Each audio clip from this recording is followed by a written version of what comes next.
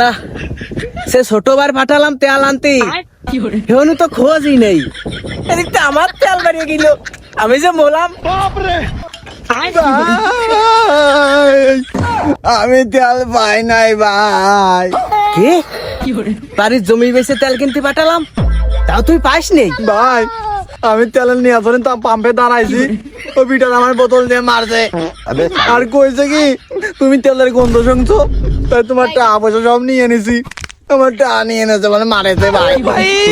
মানে ও তো ভুলই করছে। দাঁড়া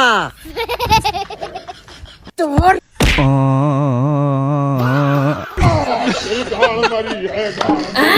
ভালোই হয়েছে, রাগ করে দিছি আবার মারি ফেলছি।